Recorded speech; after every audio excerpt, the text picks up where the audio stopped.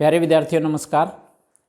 आज हम करने जा रहे हैं 10+2 की जो लास्ट यूनिट है, यूनिट नंबर 10, सामाजिक आंदोलन यानी कि सोशल मूवमेंट। सामाजिक आंदोलन क्या हैं, सामाजिक आंदोलन के कितने प्रकार हैं और सामाजिक आंदोलनों के परिणाम स्वरूप समाज में किस प्रकार से परिवर्तन हुआ, उसके बारे में हम इस अध्याय में चर्चा करने जा रहे हैं। सबसे पहले हम सामाजिक आंदोलन यानी कि सोशल मूवमेंट क्या क्या किसके आधार पर, हमारे अध्याय में जो है वो किस पर हमने चर्चा करनी है। जैसे जातीय आंदोलन, जातीय आंदोलन यानी कि सामाजिक आंदोलन। जातीय आंदोलन में जैसे पैंथर आंदोलन था, जाति में जो अपनी स्थिति है उसको ऊंचा उठाने के लिए जो आंदोलन दलितों ने किए, चाहे वो छत्तीसगढ़ का आंदोलन हो, चाहे वो पैंथर आंदोलन हो, अपनी जाति स्थिति को ऊंचा उठाने के लिए जो आंदोलन किए गए उसे हम जातीय आंदोलन कहते हैं। उसके बाद आता है वर्ग आंदोलन, यानी कि जैसे श्रमिकों का वर्ग है, श्रमिकों ने अपनी मांगों की पूर्ति करने के लिए जो आंदोलन चलाए। और उसके बाद आता है महिला आंदोलन, महिलाओं को सशक्तिकरण के लिए या महिलाओं की स्थिति में सुधार करने के लिए जो आंदोलन चलाए गए उसके बारे में हम महिला आंदोलन में चर्चा करेंगे। उसके बाद आता है जनजातीय आंदोलन। जनजातीय आंदोलन में भी बहुत सारे आंदोलन हुए, चाहे झारखंड का आंदोलन हो। इस प्रकार के आंदोलन जो जनजातीय समुदाय को अपनी स्थिति सुधारने के लिए या अपने अधिकारों के लिए जो आंदोलन चलाए वो जनजातीय आंदोलन में उसमें हम चर्चा करेंगे। उसके पश्चात पर्यावरणीय आंदोलन। पर्यावरणीय आंदोलन जैसे उत्तराखंड के टिहरी में, रेणी गांव में जो चिपको आंदोलन चला था, पर्यावरण को बचाने के लिए जो आंदोलन चलाए गए थे, इस प्रकार के जो आंदोलन हैं हम पर्यावरण आंदोलन में उसका अध्ययन करेंगे। तो सबसे पहले अध्याय शुरू करने से पहले हमें यही पता होना चाहिए कि सामाजिक आंदोलन है क्या, सामाजिक आंदोलन से हमारा क्या अभिप्राय, सामाजिक आंदोलन हम किसे कहते हैं। तो सामाजिक आंदोलन क्या है? जब समाज में रहने वाले किन्हीं विशिष्ट लोगों द्वारा किसी एक विचारधारा के तहत समाज में आंशिक रूप से या पूर्ण परिवर्तन लाने के लिए नियमित रूप से सामूहिक जब प्रयास किए जाते हैं तो इस प्रकार के प्रयासों को ही हम सामाजिक आंदोलन की संज्ञा दे सकते हैं। जैसे उदाहरण के तौर पर राजा राम मोहन राय ने लंबे समय तक आंदोलन किया सती प्रथा को बंद करने के लिए, और जब तक सती प्रथा को गैर कानूनी घोषित नहीं करवा लिया गया जब तक सामाजिक आंदोलन उन्होंने आरंभ रखा। इस प्रकार के अनेकों उदाहरण हमारे अध्याय में मिलेंगे। तो जैसे राजा राम मोहन राय ने सती प्रथा का अंत करवाया। उसके बाद सामाजिक आंदोलन कई प्रकार के होते हैं, जैसे सुधारवादी आंदोलन, प्रतिनिधानात्मक आंदोलन, क्रांतिकारी आंदोलन। इसके बारे में हम चर्चा करेंगे। सबसे पहले सुधारवादी आंदोलन हम किसे कहते हैं? समाज में अनेकों कुप्रथाएं फैली होती हैं, समाज में अनेकों कुरीतियाँ फैली होती हैं, उनको दूर करने के लिए जो आंदोलन चलाए जाते हैं, या अर्थात कहने का अभिप्राय कि समाज में सुधार के लिए जो आंदोलन चलाए जाते हैं, ऐसे आंदोलनों को हम सुधारवादी आंदोलन कहेंगे। वह आंदोलन जो परंपरागत मान्यताएं, जो हमारे रीति रिवाज हैं, परंपरागत मान्यताओं में सुधार लाने के लिए चलाए गए थे, अर्थात 19वीं शताब्दी में समाज में फैली हुई बुराइयां या कुरीतियां या कुप्रथाएं जो थी उसके सुधार के लिए जो आंदोलन चलाए गए थे उसे हम सुधारवादी आंदोलन कहते हैं। जैसे सती प्रथा, विधवा पुनर्विवाह निषेध, विधवा पुनर्विवाह निषेध, बाल विवाह यानी कि अल्पायु में किया हुआ विवाह, बहुपत्नी प्रथा, एक से अधिक पत्नी रखने वाली प्रथा आदि को दूर करने के उद्देश्य से जो आंदोलन चलाए जाते हैं उन्हें हम क्या कहेंगे? सुधारवादी आंदोलन। कहने का अभिप्राय, समाज में अनेकों कुप्रथाएं जब समाज में प्रचलित थी उनको दूर करने के लिए जो आंदोलन चलाए जाते थे उन्हें हम कहेंगे सुधारवादी आंदोलन। प्रतिनिधानात्मक आंदोलन, प्रतिनिधानात्मक आंदोलन से अभिप्राय उस आंदोलन से है जब कोई भी एक जाति या कोई भी एक समुदाय अपने व्यक्तियों के स्थिति में सुधार करने के लिए या उनकी परंपराओं में सुधार करने के लिए चलाए जाते हैं तो उसको हम प्रतिनिधानात्मक आंदोलन कहते हैं। जैसे वह सामाजिक आंदोलन जिनका उद्देश्य, क्या उद्देश्य?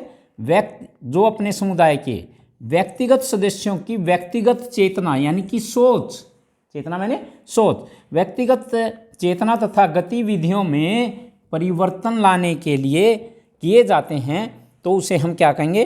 प्रतिनिधानात्मक आंदोलन। इस प्रकार का उदाहरण हम केरल राज्य का लेते हैं, तो केरल राज्य में जो इजहावा समुदाय था, उन्होंने अपने लोगों के लिए एक आंदोलन चलाया उनकी स्थिति को सुधारने के लिए। किसके नेतृत्व में? नारायण गुरु जी के नेतृत्व में अपनी सामाजिक प्रथाओं में परिवर्तन उन्होंने किया ताकि उनके जो समुदाय है उसमें सुधार हो सके। तो इस प्रकार के जो आंदोलन होते हैं वो प्रतिनिदानात्मक आंदोलन होते हैं। उसके बाद आता है क्रांतिकारी आंदोलन। क्रांतिकारी आंदोलन यानी कि समाज में जब तीव्र गति से परिवर्तन होता, किसके द्वारा? क्रांतिकारी आंदोलनों के द्वारा।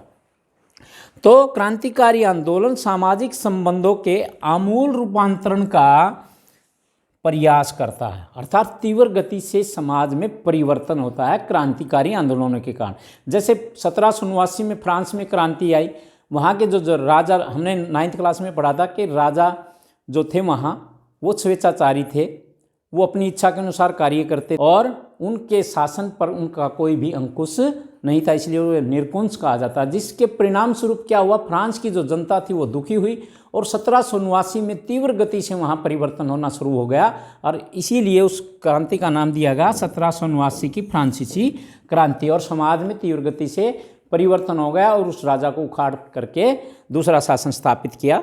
उसके बाद जैसे 1919 में रूस की क्रांति हुई, ये भी क्रांतिकारी आंदोलन था जिसके परिणाम स्वरूप रूस में क्रांति आई। तो इस प्रकार कहने का अभिप्राय है कि सामाजिक आंदोलन जो हैं वो कई प्रकार के हो सकते हैं, चाहे वो सुधारवादी आंदोलन हो, चाहे वो प्रतिनिदानात्मक आंदोलन हो, चाहे वो क्रांतिकारी आंदोलन हो। तो ये इसके प्रकार हैं। अभी हमने सामाजिक आंदोलन के प्रकार पढ़े। अब जो सामाजिक आंदोलन हैं वो नए आंदोलन और पुराने आंदोलनों में क्या अंतर है? जो सामाजिक आंदोलन हैं हमारे, वो पुराने आंदोलन किस आधार पर हुए और नए आंदोलन किस आधार पर हो रहे हैं, उसके बारे में हम चर्चा करेंगे। तो सामाजिक आंदोलनों को पुराने और नए आंदोलनों के रूप में बांटा जा सकता है। नए आंदोलन और पुराने आंदोलन। पुराने आंदोलन जो थे, ये पुराने आंदोलन सामाजिक आंदोलन जो हैं, समाज में जो व्यापक बुराइयां फैली हुई हैं उनको दूर करने का इन आंदोलनों के द्वारा प्रयास किया गया था। चाहे वो आंदोलन किसी भी प्रकार के हो, चाहे वो श्रमिक आंदोलन हो, चाहे वो किसान आंदोलन हो, चाहे वो उपनिवेश विरोधी आंदोलन हो, ये आंदोलन वर्ग पर आधारित आंदोलन माने गए हैं। इसी प्रकार जैसे श्रमिकों का आंदोलन का यदि हम एग्जाम्पल लें तो सन 1982 में मुंबई में कपड़ा मिल के कामगारों की बहुत बड़ी हड़ताल हुई, जिसमें 2 लाख कामगारों ने भाग लिया और तत्कालीन प्रधानमंत्री जो हमारी थी श्रीमती इंदिरा गांधी, उनके जो शासन में थी जो है उसको बाधाएं उत्पन्न कर दी गई थी, जिसके परिणाम स्वरूप 1982 में जो कामगारों की, कपड़ा मिल के जो कामगार थे, उनकी सभी मांगों को केंद्र सरकार ने माना था। इसी प्रकार सन 1918 में अहमदाबाद में कपड़ा मिल के जो कामगार थे उन्होंने हड़ताल की। और इसी प्रकार जो 1974 में समाजवादी नेता जो थे जॉर्ज, उनके नेतृत्व में रेलवे कर्मचारियों ने एक बहुत बड़ी हड़ताल की थी और कोलकाता में पर्सन कामगारों ने बहुत बड़ी हड़ताल की थी। कहने का अभिप्राय है ये जो वर्ग थे, कौन से वर्ग? श्रमिक वर्ग, जिनके द्वारा जो उनके संगठनों में व्यापक बुराइयां थी या कमजोरियां थी उनको दूर करने के लिए ये आंदोलन चलाए गए। इसी प्रकार जो नए आंदोलन हैं, नए आंदोलन जो हैं वो जीवन को बेहतर बनाने के लिए चलाए गए आंदोलन थे।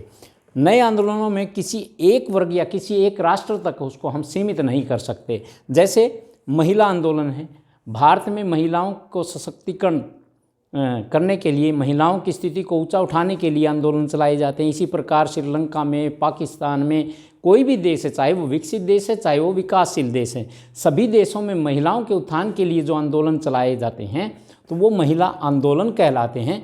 इसीलिए कहा जाता है कि नए आंदोलन जो हैं वो किसी एक राष्ट्र या किसी एक देश तक उसको हम बांध कर नहीं रख सकते या सीमित नहीं कर सकते। इसी प्रकार पर्यावरणवादी जो आंदोलन होते हैं, पर्यावरण को सुरक्षित रखने के लिए जो आंदोलन चलाए जाते हैं, उनको भी किसी एक राष्ट्र के तक सीमित नहीं किया जा सकता। तो पर्यावरण, जैसे भारत से ही है चिपको आंदोलन, ये पर्यावरण संबंधी आंदोलन है जो उत्तराखंड के टिहरी क्षेत्र के रेणी गांव से प्रारंभ किया गया। इस चिपको आंदोलन के जो नेता थे वो सुंदरलाल बहुगुणा थे, जिनके नेतृत्व में ये आंदोलन चलाया गया था। जब भी कोई सरकारी एजेंसियां वहाँ पेड़ काटने के लिए या ठेकेदार पेड़ काटने के लिए जाते थे तो वहाँ की जो महिलाएं थी उन पेड़ों से चिपक जाती थी। तो इस प्रकार पर्यावरण को बचाने के लिए जो आंदोलन चलाए जाते हैं तो वो पर्यावरण आंदोलन कहलाते हैं।